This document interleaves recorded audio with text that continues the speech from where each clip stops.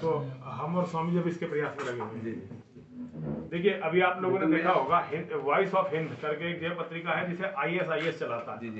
पहली बात तो ये है कि आईएसआईएस इसका जो इराक और सीरिया की संस्था है उसका भारत से क्या लेना देना। आईएसआईएस का तो मतलब ये Islamic state of Syria and Iraq, लेकिन वो भारत में एक पत्रिका चलाते हैं जिसका नाम है voice of Hind. Voice of Hind ने जो है एक नया अंक निकाला है जिसमें मुरुदेश्वर महादेव जो पूरी दुनिया में भगवान शिव की सबसे बड़ी प्रतिमा है उसको छत विचत दिखाया है और उसके सिर पे जो है अपना झंडा दिखाया है, आईएसआईएस का फ्लैग दिखाया है उनके सिर पर। तो ये एक बहुत ही बुरी बात है। और जो उसका टाइटल दिया है उन्होंने दिया it's time to break false gods. It's time to break the false gods, मतलब झूठे भगवानों को तोड़ने का समय आ गया है, उन्होंने ये नारा दिया है। देखिए ये बहुत भयानक बात है। पूरी दुनिया के अंदर मुसलमानों ने जो अंत की उतार दी है ये बहुत ही भयानक है। हम हिंदुओं को इसे समझना पड़ेगा। उन्होंने सबसे बड़ी शिव प्रतिमा को, पहले तो आप शिव को समझिए, शिव सनातन का सब आधार है, शिव सनातन का आधार है। भगवान राम ने, योगेश्वर श्री कृष्ण ने और बाबा परशुराम जी ने भी अगर जन्म लिया तो उन्होंने धरती पर आकर शिव और शक्ति की आराधना, शिव और शक्ति की पूजा की है, बाकी की तो बात छोड़ दीजिए। सनातन धर्म के जितने भी लोग हैं, जितने भी घटक हैं, वो सभी शिव को मानते हैं। और अगर आप सच्चाई को देखेंगे तो पूरी दुनिया में हर जगह जहां भी खुदाई होती है वहां शिवलिंग निकलते हैं। अमेरिका में, कनाडा में, रसिया में, यूरोप में, हर जगह शिवलिंग निकलते हैं, जिससे पता चलता है कि पहले दुनिया भर में शिव पूजा की सब लोग हुआ करते थे। धीरे धीरे हम कमजोर होते गए। ऐसा भी समय आया जब भारत में सोमनाथ मंदिर तोड़ा गया, काशी विश्वनाथ तोड़ा गया, राम जन्मभूमि तोड़ी गई, कृष्ण जन्मभूमि तोड़ी गई। अब इस देश का बंटवारा भी हो गया, बंटवारे में दो मुसलमानों के देश भी बन गए। अब इस देश में जो आखिरी हमारे पास जमीन बची हुई है हिंदुओं के पास, अब हमारे पास और कोई ठिकाना नहीं है। वहां भी मुसलमानों ने अब ये नारा दे दिया है कि अब सब कुछ तोड़ के रहेंगे और ये टाइम आ गया है कि जब वो सब कुछ तोड़ेंगे। देखिए मुरुदेश्वर महादेव को हिंदू ऐसे तो आसानी से टूटने नहीं देगा। उस मंदिर को तोड़ने का मतलब यह है कि करोड़ 2 करोड़ हिंदू तो कम से कम मारे जाएंगे। आज तक कोई भी हिंदू, जब से प्रजातंत्र हुआ जब तो मंदिर टूट जाते हैं आराम से, लेकिन इससे पहले कभी भी हिंदुओं ने कोई मंदिर ऐसे नहीं टूटने दिया था। मंदिरों की अस्मिता के लिए हिंदू समाज लड़ेगा, तो उनकी पूरी योजना है व्यापक रूप से नरसंहार करके हिंदुओं को खत्म करने की। और देखिए सबसे बड़ी बात आपको समझनी पड़ेगी कि आईएसआईएस कोई नई चीज नहीं है। वास्तव में जो मोहम्मद ने गिरोह शुरू किया था वो गिरोह अब अपने कारनामों को आगे बढ़ा रहा है। जो मोहम्मद ने सिखाया है उसी काम को वो लोग आगे बढ़ा रहे हैं। और देखिए ये लोग कौन है, ये लोग वो हैं जो वसीम रिजवी जी का नाम आपने सुना होगा। अभी हमने और स्वामी जी ने मिलकर उनकी पुस्तक का विमोचन करवाया था हरिद्वार में, प्रेस क्लब ऑफ हरिद्वार में विमोचन करवाया था। तो वहां हमने देखा उसके बाद जो है वहां पूरा प्रेस मीडिया जो है एकदम बैकफुट पे आ गई। मेरी समझ में ये नहीं आई कि हिंदू हिंदू क्यों नहीं होता, मुसलमान हर जगह मुसलमान होता, 4 मुसलमान आ जाते हैं, सारे हिंदू अपनी आवाज बदल देते हैं, बात बदल देते हैं। कोई हिंदू उनसे पूछने वाला नहीं है कि हरामजादो तुम दूसरों के मंदिरों को तोड़ देते हो, दूसरे के देवताओं को तोड़ देते हो, उनके घरों को जला देते हो, औरतों को मंडियों में बेच देते हो, लेकिन तुम मोहम्मद की सच्चाई जो तुमने अपनी किताबों में लिख रखी है, वसीम रिजवी ने जो किताब लिखी उससे पहले हम लगातार इस्लाम की किताबों को पढ़कर इन बातों को बोलते रहे हैं। तो कहीं भी हम अपने मन से थोड़ी बोल रहे हैं भाई, ये परिभाषाएं हैं। तुम इसे अच्छा काम मानते हो, हम इसे डकैती मानते हैं। तुम इसे अच्छा काम मानते हो, हम इसे चोरी मानते हैं। तुम इसे अच्छा काम मानते हो, हम इसे फ्रॉड मानते हैं। तुम इसे अच्छा काम मानते हो, हम इसे बलात्कार कहते हैं। तुम इसे अच्छा काम मानते हो, हम इसे औरतों की दलाली कहते हैं।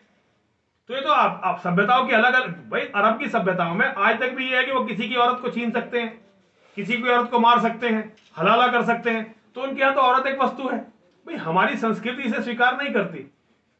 तो ये आज सारे साधु समाज और राजनीतिक सिस्टम पर भी प्रश्न चिन्ह है। वो मोहम्मद के लिए आज पूरे देश में प्रदर्शन कर रहे हैं, वसीम रिजवी पर इनाम घोषित कर रहे हैं। हमें सबसे बड़ा गुस्ताखे रसूल घोषित किया, मानव इतिहास का सबसे बड़ा इनाम हमारे सर पर रखा, और हमारे मंदिरों को तोड़ने की तैयारी कर रहे हैं। एक भी मुसलमान इनके खिलाफ नहीं बोलता, एक भी मुसलमान।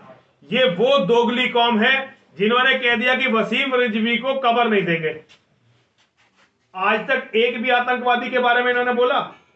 वो आतंकवादी जो निर्दोष लोगों की हत्या करते हैं उनके बारे में कहीं इन्होंने बोला कि उसे कब्र नहीं देंगे? वसीम रिजवी को यह कहना पड़ा मुसलमान होने के बावजूद कि अगर मैं मर गया तो मेरी चिता जलेगी और स्वामी नरसिंहानंद जो है मेरा अंतिम संस्कार करेंगे। उन्होंने हरिद्वार में इसकी घोषणा की थी, बड़ी मजबूरी में की उन्होंने घोषणा। तो भैया ऐसे लोगों को हमें देखना ही पड़ेगा। हिंदुओं ने अगर अपनी ये जन्मस्थली अंतिम जो है अपनी ये शरणस्थली भी खोदी तो हिंदुओं के पास कुछ नहीं है, और हर हिंदू को अपना कर्तव्य समझना पड़ेगा। आज रुड़की के कार्यकर्ताओं के साथ हम इनको यही समझाने के लिए यहाँ पे आए हैं कि लड़ाई अब अपने अंतिम दौर में है। आप लड़ो या ना लड़ो, वो तो मार ही देंगे। भाई सबसे बड़ी शिव प्रतिमा को तोड़ने का संकल्प उन्होंने छाप दिया, इस देश में छाप दिया। मोहम्मद की किताब छापने वाला कोई मिल नहीं रहा हमें। मोहम्मद की जो किताब है शुरू में जो छप गई थी 4-5 हजार कॉपी बस छप गई, अब कोई छाप नहीं रहा। प्रेस वाले मना कर देते हैं या मोहम्मद के ऊपर किताब नहीं छप सकती। लेकिन जहां शिव प्रतिमा को खंडित करने का संकल्प लिए जाते हो, हमारे सभी मठ मंदिरों के विध्वंस के संकल्प लिए जाते हो, वो किताबें यहाँ छप भी सकती हैं, बट भी सकती हैं, फैल भी सकती हैं। तो ये सारी बातें आप लोगों के सामने रखने के लिए आज हम लोगों ने यहाँ पे बैठक की और प्रेस वार्ता की। आप लोग हमारी जन भावनाएं दुनिया तक पहुंचाइए। हम बहुत पीड़ित हैं, हमारा बहुत बुरा समय चल रहा है भाई। हमारे बच्चे समझ नहीं रहे, हमारे लोग समझ नहीं रहे हैं। तो ये मेरी बात थी। अब मैं स्वामी जी से अनुरोध करूंगा। स्वामी अमृतानंद, आपके कानपुर में पोस्टर लगे हैं नीचू के साथ सर कटे वाले में, जो कानपुर में, केवल कानपुर में नहीं लेकिन पूरी दुनिया में लगे। देखिए पूरी तो केवल भारत से नहीं है, हमें धमकियां केवल भारत से नहीं मिलती, हमें पूरी दुनिया से धमकियां मिलती हैं और पूरी दुनिया से हमारे कत्ल के लिए पैसा भेजा जा रहा है। पिछले 3-3.5 सालों में दिल्ली के अंदर जो भी आतंकवादी पकड़ा गया है, उसने ये कहा कि मैं नरसिंहानंद को मारने जा रहा था। हमारे मंदिर में 2 बार आतंकवादी पकड़े गए, 2 बार हमारे मंदिर में पकड़े गए।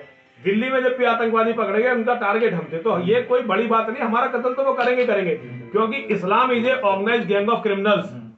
इस्लाम संगठित अपराधियों का गिरोह है, संगठित अपराधियों का संगठित गिरोह है। उनका जो मोहम्मद की सच्चाई वो अपनी किताब में लिख के मर गए हैं, उन सच्चाइयों को हमने दुनिया के सामने ला दिया है।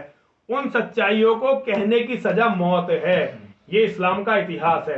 वो कुछ भी करेंगे, हमारा भी कत्ल करेंगे, वसीम भाई का भी कत्ल करेंगे, वो कत्ल होगा हमारा, वो बड़ी बात नहीं है। लेकिन आप लोग बचने चाहिए, आपके बच्चे बचने चाहिए, सनातन धर्म बचना चाहिए, हमारे मठ मंदिर बचने चाहिए, ये बचना चाहिए। तो ये बचे, इसकी मुहिम हम लोग चला रहे हैं, जगह जगह घूम रहे हैं। हमारे स्वामी जी आज रुड़की में, कल कहीं और होंगे। अच्छा स्वामी जी, एक ये ना कि गाजियाबाद के डीएम ने मतलब आपके ऊपर गुंडा एक्ट लगाया। एसएसपी ने, डीएम ने नहीं लगा, डीएम ने उसे कैंसिल किया। हाँ जी, एसएसपी ने लगाया तो डीएम ने कैंसिल। तो क्या इतनी हिम्मत हो जा रही है वहाँ प्रशासन, क्या उनसे मिला हुआ है क्या? देखिए मेरी हत्या के लिए बहुत बड़ी तादाद में पैसा आया हुआ है। जी जी। अब आप मेरे साथ देख रहे होंगे, मेरे साथ मेरे लड़के चलते हैं। जी जी। मेरे लड़के मेरे को बचाने में सक्षम है। जी जी।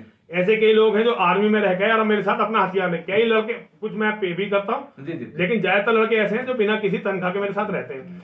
हमारे मंदिर में आसपास के कई गांवों के लड़के ड्यूटी देते हैं। ठीक है जी। अगर हम गुंडा एक्ट लगाने से 2 काम होते, या तो हमें जेल में भेजा जाता या मंदिर से मतलब हमें गाजियाबाद छोड़ना पड़ता, जिला बदर होना पड़ता। दोनों ही तरह से हमारी हत्या करना बड़ा आसान होता।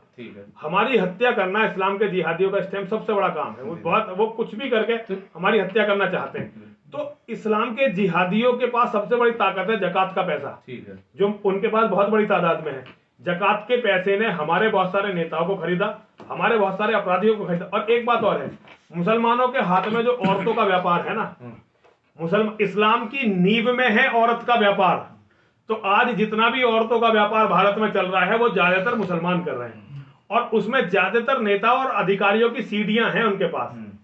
ज्यादातर हिंदू नेताओं की और अधिकारियों की सीढ़ियां हैं उनके पास।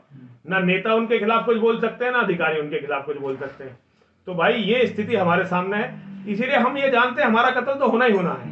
हम पे गुंडा एक्ट भी लगा। आज तक जब मैंने प्रशासन से पूछा, आपने अगर मेरी वो वीडियो देखी होगी, कि भाई कोई क्रिमिनल केस है क्या मेरे पे। अब मान लीजिए मैं यहाँ प्रेस वार्ता करके जा रहा हूँ और इसके लिए मेरे पे केस दर्ज हो जाए, तो क्या आप इसे अपराध मानेंगे? मैं केवल अभी हम जो है हरिद्वार में एक प्रेस वार्ता करके गए और हम पे केस दर्ज हो गया, आप इसे क्या अपराध मानेंगे? क्या मोहम्मद पे किताब लिखना अपराध है क्या इस देश में? या तो ये कर दो कि भाई मोहम्मद के बारे में दूसरे धर्म का आदमी नाम लेगा तो अपराध। वसीम रिजवी ने एक किताब लिखी, हम सब वहां उसकी किताब के विमोचन में शामिल हो गए, ये हमारा अपराध नहीं हो सकता भाई।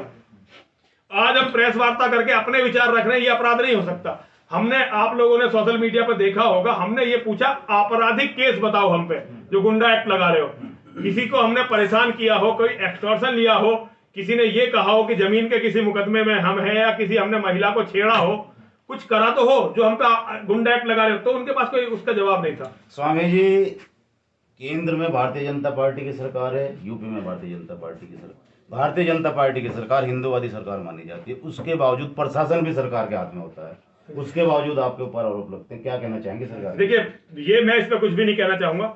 इस पे आप ये नेताओं से पूछिए, और नेताओं से उनसे पूछे जिनके हाथ में आज व्यवस्था है, उनसे पूछिए कि भाई इस आदमी पे तुम क्यों लगवा रहे हो। स्वामी जी, वो आदमी आपने सहारनपुर में भी देवबंद को लेकर बोला कि आतंकवादी संगठन पैदा हो रहे हैं, मैं साथ ही बिल्कुल- दूसरी आपने राष्ट्रपति महात्मा गांधी और जवाहरलाल नेहरू के बारे में बयानबाजी करी, उस चीज को लेकर। नहीं, बयानबाजी नहीं करी, मैंने सच बोला भाई, मैंने सच बोला। बयानबाजी का क्या मतलब है? महात्मा गांधी, जिसे तुम महात्मा मानते हो, मैं उसे लंपट मानता हूं। पहली बात, मैं उसमें महात्मा नहीं मानता। उसने अपनी जीवनी में लिखा है, ब्रह्मचर्य के साथ मेरे प्रयोग।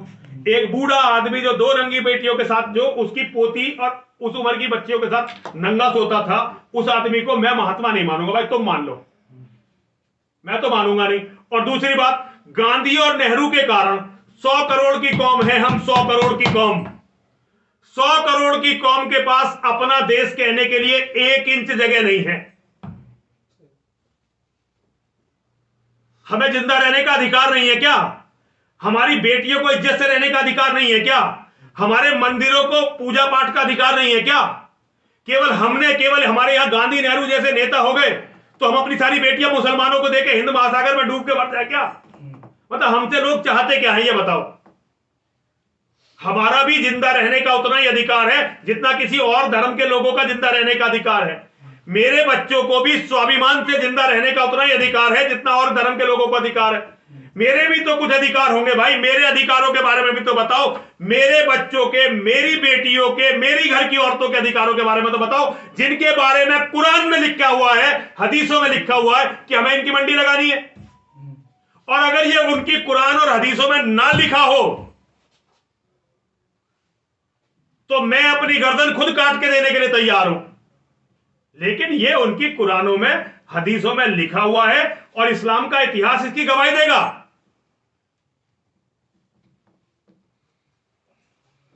स्वामी जी, वसीम रिजवी को भाजपा की कठपुतली कहा लोगों ने, और ये कहा कि चुनाव से अन वक्त पहले उन्होंने पुस्तक का विमोचन किया। ये चुनाव से जोड़कर देखा जा रहा है, इसमें क्या है? देखिए, हिंदुओं की बुद्धि खराब हो चुकी है।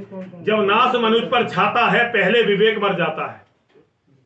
जब किसी सभ्यता का, धर्म के लोगों का, कौम का या किसी व्यक्ति का नाश होने होता है तो सबसे पहले उसका विवेक मरता है। हिंदुस्तान में ऐसा कौन सा साल है जब चुनाव ना होते हो? आज यहां का चुनाव, कल वहां का चुनाव, परसों यहां का चुनाव, पल्ले दिन यहां का चुनाव, फिर वहां का चुनाव। नेताओं ने इस देश को केवल चुनावों तक ले रखा है। वसीम रिजवी ने जो लिखा है उसकी सजा मौत है, ये आप भी जानते हो, मैं भी जानता हूं, सच्चाई वसीम रिजवी भी जानते हैं। नेताओं की कठपुतलियां इतना बड़ा काम नहीं कर सकती। जो कठपुतलियां होती हैं ना, वो इतना काम करती है कि आका खुश हो जाए और उन्हें इनाम मिलता रहे। वसीम रिजवी किसी की कठपुतली नहीं है। उस व्यक्ति ने मानवता के लिए अपना सब कुछ दांव पर लगा दिया है। उसे किसी की कठपुतली कहना संपूर्ण मानवता का अपमान है, संपूर्ण मानवता का। ये तो हम हिंदुओं की घटिया, छोटी और तुच्ची सोच है कि हम राजनीति से बाहर कुछ देख ही नहीं पाते। अब हमें लोग कहते हैं हाँ, हम चाहते थे नरेंद्र मोदी जी भारत के प्रधानमंत्री बने। हम ये चाहते थे क्योंकि हमें ये विश्वास था कि नरेंद्र मोदी जी भारत के प्रधानमंत्री बनेंगे तो हिंदुओं के साथ बहुत अच्छा होगा। हम ये चाहते थे कि योगी जी उत्तर प्रदेश के मुख्यमंत्री बने, और योगी जी हमारी आशाओं पर खरे भी उतरे। उन्होंने बहुत कुछ ऐसा किया जो और लोग नहीं कर पाते। तो मैं राजनीति, लेकिन आज मैं नरसिंहानंद सरस्वती, ना तो मैं अपना जीवन किसी एक नेता के लिए दांव पर लगाने वाला हूं। मैं मोहम्मद के बारे में जो खुल के बोलता हूं, इसलिए बोलता हूं कि आप लोग समझो और मेरी बेटियां सुरक्षित बचें। मैं इसलिए मोहम्मद के बारे में इतना खुल के बोलता हूं। मैं मोहम्मद के बारे में खुल के इसलिए नहीं बोलता कि किसी नेता की वोट बढ़ेंगी, किसी नेता की वोट घटेगी, उससे मुझे कोई लेना देना नहीं है। नेता, मुझे Z+ सिक्योरिटी होनी चाहिए थी। अगर मैं अमेरिका का या यूरोप का निवासी होता तो राष्ट्रपति से ज्यादा सिक्योरिटी होती मेरी, प्रधानमंत्री से ज्यादा सिक्योरिटी होती मेरी। आज मुझे अपने साधनों से अपने आप को जिंदा रखना पड़ रहा है क्योंकि इस देश के नेता मेरे जैसे लोगों को रखने के लायक नहीं है और हिंदू की मानसिकता भी नहीं है।